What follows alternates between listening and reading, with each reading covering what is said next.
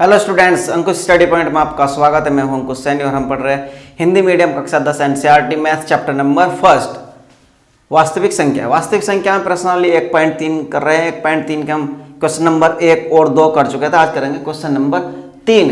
तो देख question number 3 में आपसे क्या कहा गया है कि सिद्ध कीजिए कि निम्नलिखित संख्या अपरिमेय है। हमें संख्या दी जाएंगी, हमें फिर से वही काम करना है जो हमने कल किया था कि उनको एक्सप्लेन करना है थ्योरी के अनुसार कि वे अपरिमेय संख्या हैं। तो पहली संख्या देखिए 1/√2। 1/√2 इस संख्या को सिद्ध करना है कि एक अपरिमेय संख्या है। तो चलिए इसका हल।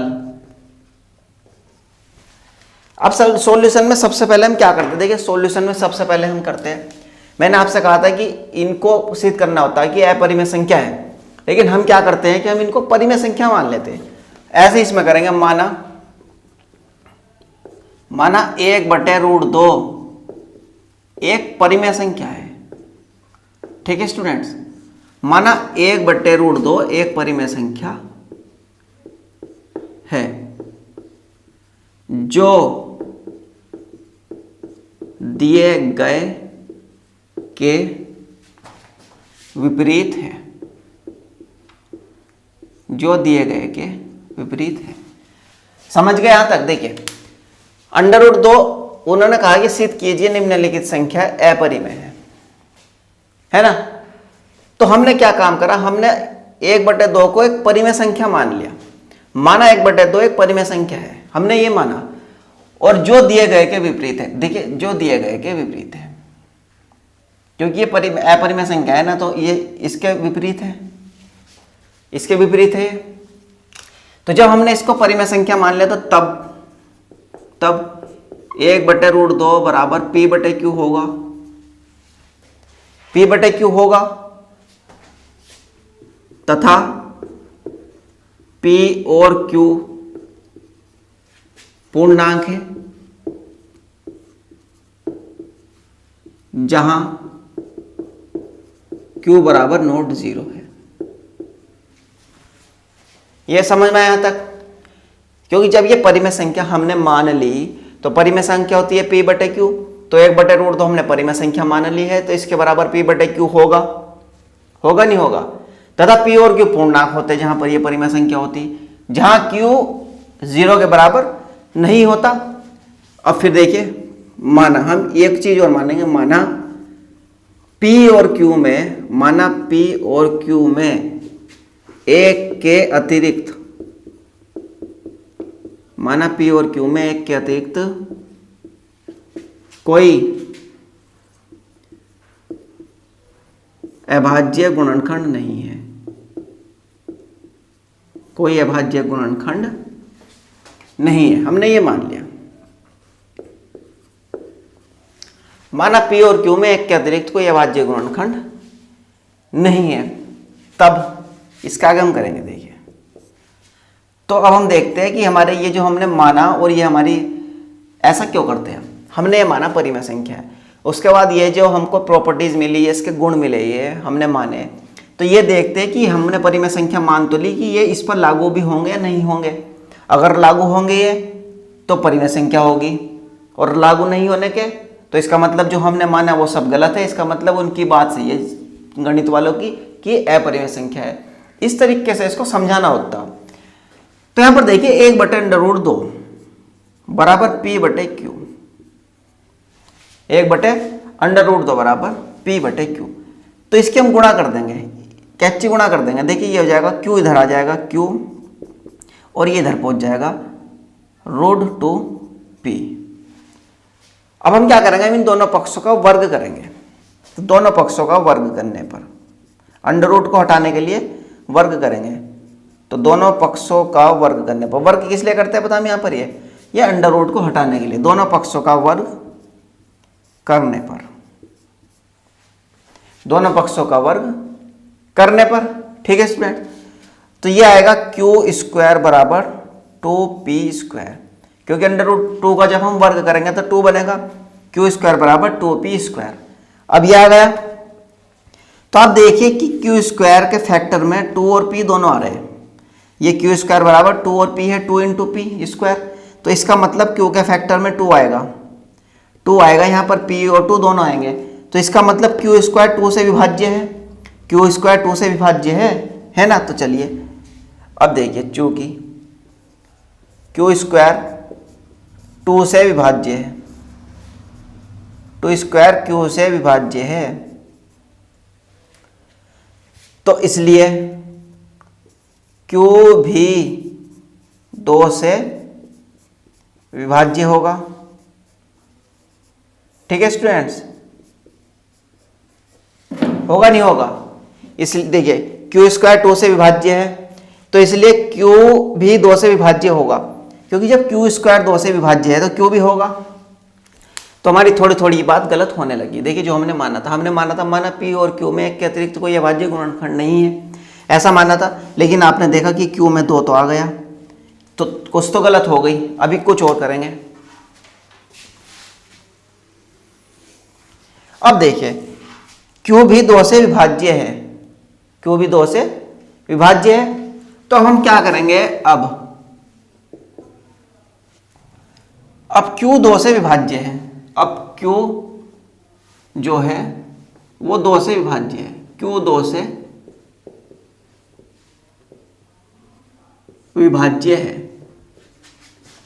तो तब हम Q बराबर 2R, तब Q बराबर 2R मान लेंगे। तब माना Q बराबर 2R, या इसको ऐसे लिख लीजिए, तब माना Q बराबर 2R है, जहां R पूर्णांक है। ठीक है स्टूडेंट्स, जहां R पूर्णांक है। अब Q 2 से विभाज्य है, तब माना Q बराबर 2R, जहां R पूर्णांक है।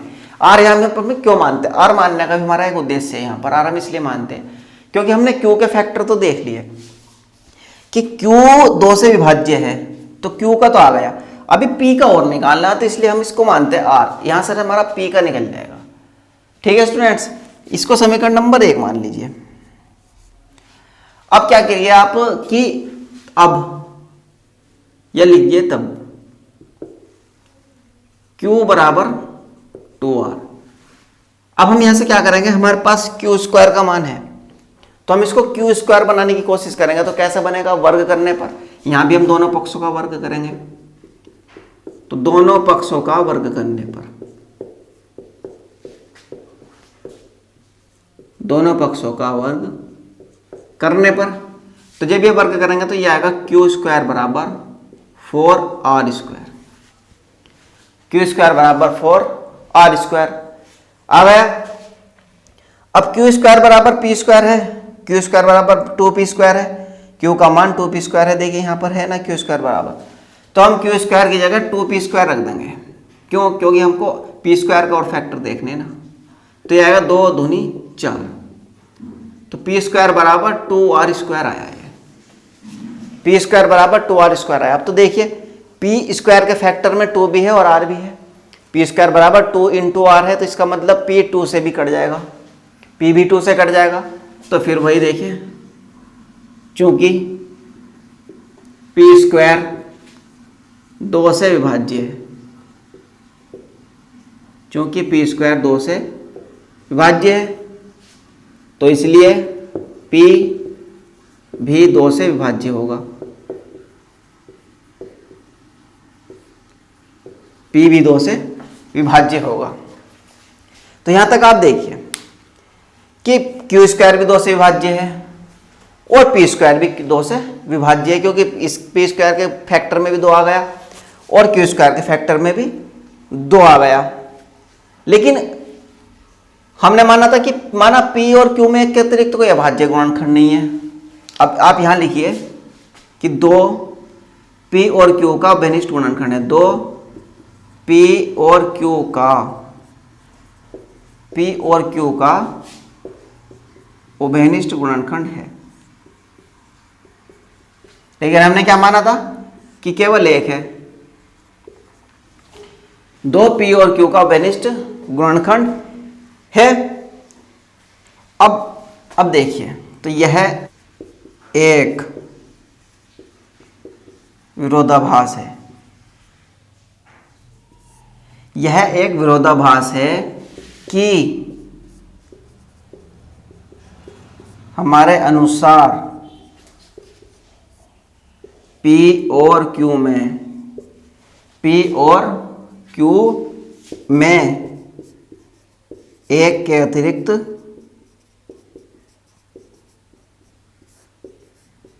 कोई गुणनखंड नहीं है, कोई गुणनखंड नहीं है। ठीक है स्टूडेंट्स, यह एक विरोधाभास। हमने माना था कि एक के अतिरिक्त कोई गुणनखंड नहीं है, हमने ये माना था ना। तो लेकिन यहां पर देखिए, यहां पर तो दो है P और Q का, तो इसलिए यह एक विरोधाभास है जो हमने माना था। यह एक विरोधाभास है कि हमारे अनुसार P और Q में कोई एक के अतिरिक्त कोई गुणनखंड नहीं है, अतः हमारी कल्पना गलत है। आप यहां लिख दीजिए, अतः हमारी कल्पना गलत है, अतः हमारी कल्पना गलत है, अतः हमारी कल्पना गलत है कि 1/√2 एक परिमेय संख्या है, एक परिमेय संख्या है, अर्थात 1/√2 एक अपरिमेय संख्या है, 1/√2 एक अपरिमेय संख्या है। देखिए ऐसा क्यों करते हैं, हमने जैसा जैसा माना वैसा वैसा नहीं हुआ, तो इसका मतलब हमने गलत माना। तो जब गलत माना तो हमारी बात भी गलत होगी। मतलब हमारी बात कौन सी गलत होगी कि हमने माना था परिमेय संख्या है, परिमेय संख्या है, हमारी बात गलत हुई तो इसका मतलब परिमेय संख्या नहीं है, तो इसलिए एक अपरिमेय संख्या है। देखिए हमने माना 1/√2 एक परिमेय संख्या, हमने ये मान लिया, हालांकि वो परिमेय संख्या, लेकिन हमने मान लिया कि 1/√2 एक परिमेय संख्या है जो दिए गए के विपरीत है, जो दिए गए के विपरीत है। तब 1/√2 बराबर P/Q होगा, होगा नहीं होगा। तथा P और Q पूर्णांक है जहां Q बराबर 0 है। माना P और Q में एक के अतिरिक्त कोई अभाज्य गुणनखंड नहीं, हमने ये भी माना। तो हमने ये मान तो लिया, लेकिन ये भी माना, लेकिन इसके अनुसार तो माना बना ही नहीं। देखिए P और Q का अभिनिष्ट गुणनखंड तो 2 भी है, और हमने माना था कि एक के अतिरिक्त कोई है ही नहीं। तो इसका मतलब जो जो बात हमने मानी वो हमारी गलत हो गई। तो जब बात हमने जो मानी थी वो गलत होगी, तो इसका मतलब जो हमने माना वो भी गलत होगा। और हमने माना क्या था कि 1/√2 परिमेय संख्या है, हमने यही तो माना था, और वही बात गलत होगी। तो इसका मतलब 1/√2 एक अपरिमेय संख्या है। ये इस तरीके से आपको थोड़ा समझाना होता। ठीक है स्टूडेंट्स, इसको आप 1-2 बार देख लीजिए अच्छे से, फिर खुद से करके देखिए, अच्छे समझ में आएगा। इसको नोट कर लीजिएगा आप। चलिए इसके बाद करते हैं क्वेश्चन नंबर 3 का second part. Student question number 3 का सेकंड पार्ट, 7√5। अब दूसरी संख्या 7√5। अब हमें ये दिखाना है कि ये एक अपरिमेय संख्या है। ठीक है, तो इसको भी हम कैसे करते हैं, वही मान करके। तो हमेशा उल्टा मानते हैं इस टाइप के क्वेश्चन में, तो हल। तो इसको भी हम क्या करेंगे, परिमेय संख्या मान लेंगे। देखिए माना 7√5 एक परिमेय संख्या है, माना 7√5 एक परिमेय संख्या है। ठीक है स्टूडेंट्स, माना 7√5 एक परिमेय संख्या है, तो तब सीधी सी बात है 7√5 बराबर क्या होगा, P/Q होगा नहीं होगा, क्योंकि हमने इसको 7√5 मान लिया, 7√5 को एक परिमेय संख्या मान लिया। जब 7√5 एक परिमेय संख्या मान ली तो 7√5 बराबर P/Q होगा। देखिए हमने माना, इसको मान लिया हमने, ये सब कुछ मानकर चल रहे हैं। जहां P और Q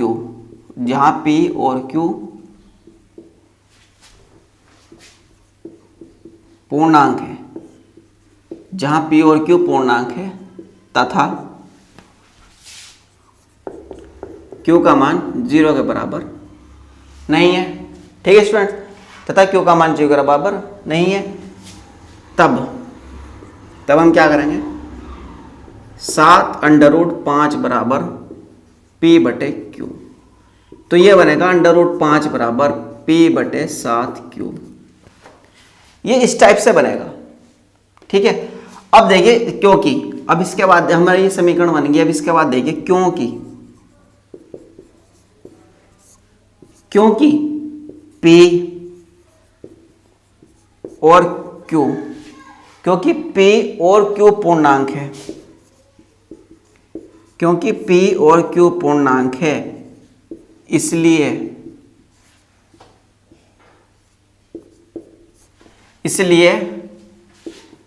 P बटे Q, क्योंकि P और Q पूर्णांक है इसलिए P बटे Q एक परिमेय संख्या है, इसलिए P बटे 7Q, ये 7Q भी ना, तो इसलिए P बटे 7Q एक परिमेय संख्या है। ठीक है, यहां तक परिमेय संख्या है। अब ये हो गया। तो इसलिए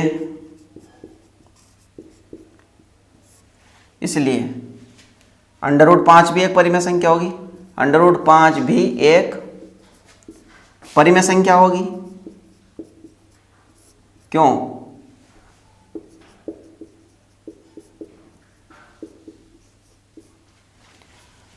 √5 बराबर P बटे 7Q, ये P बटे 7Q एक परिमेय संख्या है, क्योंकि ये दोनों पूर्णांक है, और जब ये दोनों पूर्णांक है इसका मतलब ये परिमेय संख्या होगी। और बराबर का मतलब ये होता है कि जैसा इधर वैसा इधर होगा, जैसा इधर वैसा इधर होगा। बराबर का मतलब यही तो होता है ना, इसके बराबर ये होगा। जब ये परिमेय संख्या है तो ये भी परिमेय संख्या होगी, तो इसलिए √5 भी एक परिमेय संख्या होगी जो सत्य नहीं है, जो कि सत्य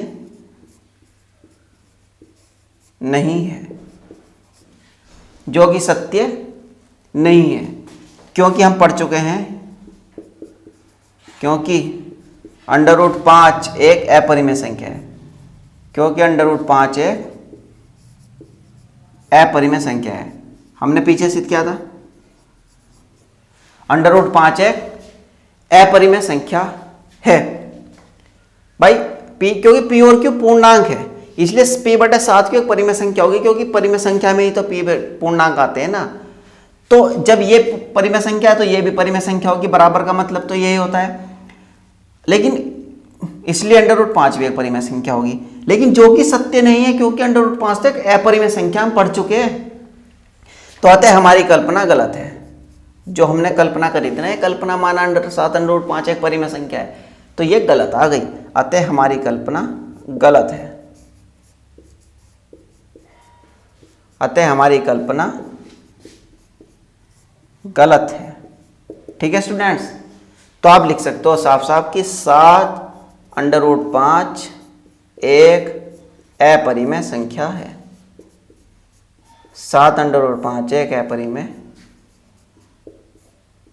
संख्या है। ठीक है स्टूडेंट्स, हमने माना कि 7 √5 एक परिमेय संख्या है, हमने मान लिया। तो 7 √5 जब एक परिमेय संख्या हमने मान लिया, तो साफ सी बात है कि 7 √5 बराबर P बटे Q होगा, जरूर होगा, जहां P और Q पूर्णांक है तथा Q बराबर 0। क्योंकि जब परिमेय संख्या हम मानते हैं ना, हमने देखा ना परिमेय संख्या P बटे Q होती, तो 7 √5 हमने परिमेय संख्या मान ली, तो इसके बराबर तो ये होना चाहिए, और यही हमने लिखा। और जहां P और Q पूर्णांक होते हैं और Q का मान 0 नहीं होता, तब हम क्या करेंगे, 7 √5 बराबर P बटे Q लिखेंगे। अब ये 7 पहुंच जाएगा इधर बटे में, इधर से हट करके इसको इधर ले जाएंगे, तो √5 बराबर P बटे 7Q। अब क्योंकि P और Q पूर्णांक है, P और Q, P भी पूर्णांक है, Q भी पूर्णांक है, तो इसलिए P बटे 7Q परिमेय संख्या होगी। यह क्या होगी, परिमेय संख्या होगी। अब इस बराबर का मतलब ये होता है कि अगर इधर भी 10 है तो इधर भी 10 होगा, भले ही वो देखने में अलग लग रहा है हमको, लेकिन होगा यही कि जैसा ये है वैसा ये होगा। अब ये परिमेय संख्या है तो इसका मतलब ये भी परिमेय संख्या होगी, तो इसलिए √5 भी एक परिमेय संख्या होगी। अब जो कि सत्य नहीं है, साफ सी बात है सत्य नहीं है, क्योंकि हम पढ़ चुके कि √5 तो एक अपरिमेय संख्या होती है, क्योंकि √5 तो एक परिमेय संख्या है। तो अतः हमारी कल्पना गलत है, इसमें हमारी जो मानते हैं ना वो गलत आई। हमने माना 7 √5 एक परिमेय संख्या है, जो कि जिसका निष्कर्ष कैसा निकला, गलत निकला। अतः हमारी कल्पना गलत है। तो 7 √5 एक अपरिमेय संख्या है। तो समझ में आया? तो इसको नोट कर लीजिए आप। इसके बाद करेंगे क्वेश्चन नंबर 3 का थर्ड पार्ट। तो चलिए स्टूडेंट, क्वेश्चन नंबर 3 का थर्ड पार्ट। क्वेश्चन नंबर 3 का थर्ड पार्ट में क्या नंबर दिया गया आपको? 6 प्लस का रूट 2, 6 प्लस रूट 2 दिया गया है। अब इसको बताना है कि यह अपरिमेय संख्या है, इसको सिद्ध करना है। तो फिर वही करेंगे, देखिए इसको हम परिमेय संख्या मान लेंगे। हल इसका कैसा करेंगे? इसको परिमेय संख्या मान लेंगे। माना 6 प्लस के रूट 2 एक परिमेय संख्या है। हमने फिर से मान लिया इसको परिमेय संख्या। 6 प्लस के रूट 2 एक परिमेय संख्या है। हमने इसको परिमेय संख्या मान लिया। तो जब हमने इसको परिमेय संख्या मान लिया तो सीधी सी बात है, क्या होगा तब? 6 प्लस के रूट 2 बराबर क्या होगा? पी बटे क्यू होना चाहिए, नहीं होना चाहिए? 6 प्लस के रूट 2 बराबर पी बटे क्यू होना चाहिए, बिल्कुल होना चाहिए, क्योंकि परिमेय संख्या है। जहां आपको पता है कि पी और क्यू पूर्णांक होते हैं, जहां पी और क्यू पूर्णांक है तथा क्यू बराबर 0 नहीं होगा, और कुछ भी हो सकता। तो हमने माना 6 प्लस के रूट 2 एक परिमेय संख्या है, हमने इसको परिमेय संख्या मान लिया। तब 6 प्लस के रूट 2 बराबर पी बटे क्यू होगा, बिल्कुल होगा, जहां पी और क्यू पूर्णांक है तथा क्यू बराबर 0 नहीं है, क्योंकि परिमेय संख्या मान लेना इसको, और परिमेय संख्या पी बटे क्यू के रूप में होती है। तब इसके बाद देखिए आप, तो हम क्या करेंगे? 6 प्लस के रूट 2 बराबर पी बटे क्यू। अब हम क्या करेंगे? रूट 2 को इधर रहने देंगे, बाकी इधर ले जाएंगे 6 को। तो रूट 2 बराबर पी बटे क्यू, इधर प्लस में था ये 6, तो इधर जब जाएगा तो ये जाएगा माइनस में, -6। तो ये बनेगा आपका p माइनस 6q, क्यू की गुणा ऊपर हो जाएगी, जब एलसीएम लेंगे तो ये बनेगा q। तो अंडर रूट 2 बराबर p माइनस 6q बटे q बनाइए, बना। अब इसके बाद फिर वही थ्योरी, क्योंकि p और q पूर्णांक हैं, क्योंकि p और q पूर्णांक हैं, इसलिए p माइनस के, तो इसलिए p माइनस के 6q अपॉन q एक परिमेय संख्या होगी, एक परिमेय संख्या होगी। समझ में आया स्टूडेंट्स? क्योंकि p और q एक p और q पूर्णांक है, इसलिए p माइनस के 6q एक परिमेय संख्या होगी। ठीक है। अब तो आप लिख सकते हो तब अंडर रूट 2 भी एक परिमेय संख्या होगी, अंडर रूट 2 भी एक परिमेय संख्या होगी। आप लिख सकते हो ना इसको, तब अंडर रूट 2 भी एक परिमेय संख्या होगी, क्योंकि देखिए ये पूर्णांक थे, p और q पूर्णांक थे, तो जब पूर्णांक आ गए तो परिमेय संख्या होगी, क्योंकि परिमेय संख्या में पूर्णांक आते हैं p और q। अब जब ये परिमेय संख्या है तो ये भी परिमेय संख्या होगी। मैंने आपसे बताया कि बराबर का मतलब क्या होता है, इस बराबर का मतलब बराबर ही तो होता है कि ये और ये एक से हैं, तो जब ये परिमेय तो ये भी परिमेय होगी, तब अंडर रूट 2 भी परिमेय संख्या होगी। लेकिन क्या है कि जो कि गलत है, जो कि आप लिख सकते हो जो कि गलत है,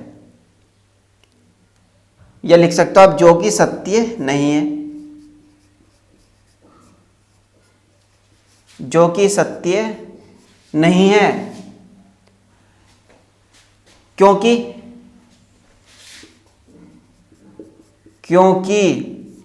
अंडर रूट 2 एक अपरिमेय संख्या है, अंडर रूट 2 एक अपरिमेय संख्या है।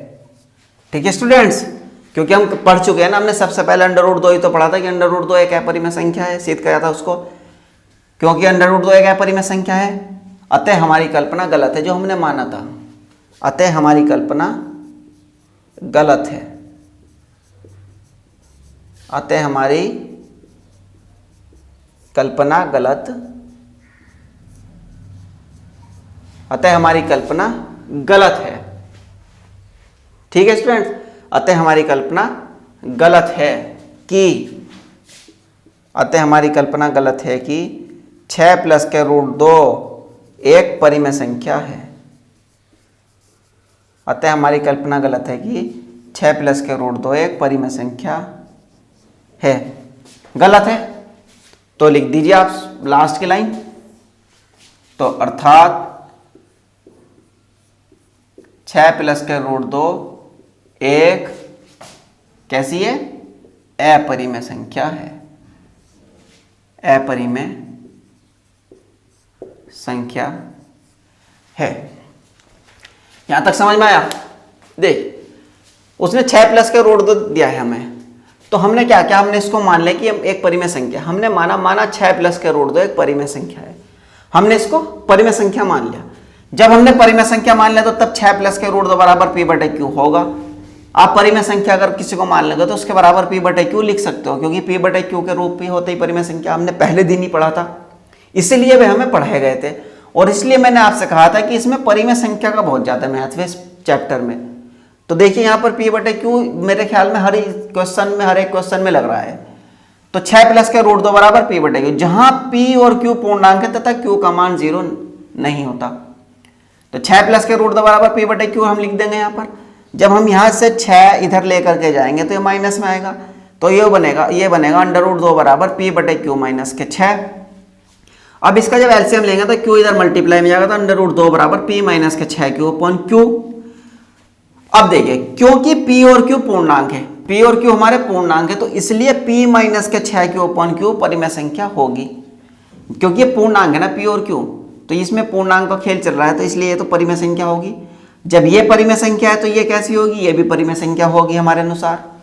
अगर ये परिमेय संख्या है तो ये भी परिमेय संख्या होगी, क्योंकि भाई बराबर का चिन्ह का मतलब यही तो होता है कि जैसा इधर वैसा इधर, तब अंडर रूट 2 भी एक परिमेय संख्या होगी। वैसे ही वैसे हमने लिखते जैसे जैसे करते, जो कि सत्य नहीं है कि अंडर रूट 2 एक परिमेय संख्या है, क्योंकि अंडर रूट 2 एक अपरिमेय संख्या है। ठीक, अतः हमारी कल्पना गलत है। कल्पना का मतलब कि जो हमने माना था वो कल्पना ही तो करी थी हमने, तो अतः हमारी कल्पना गलत है कि 6 प्लस के अंडर रूट 2 एक परिमेय संख्या है। गलत है, अर्थात 6 प्लस के अंडर रूट 2 एक अपरिमेय संख्या है। इस तरीके से आपको ये समझाना होता है स्टूडेंट्स, परिमेय संख्या समझाइए कि अपरिमेय संख्या क्यों है। ठीक है, तो आज ये यहीं पर रोकते, इसके बाद कल करेंगे अगली प्रश्नावली के एग्जाम्पल। ठीक है स्टूडेंट्स, अगर वीडियो पसंद आई हो तो वीडियो को लाइक कीजिए और ज़्यादा से ज़्यादा शेयर कीजिए और चैनल को सब्सक्राइब जरूर कीजिए। ठीक है।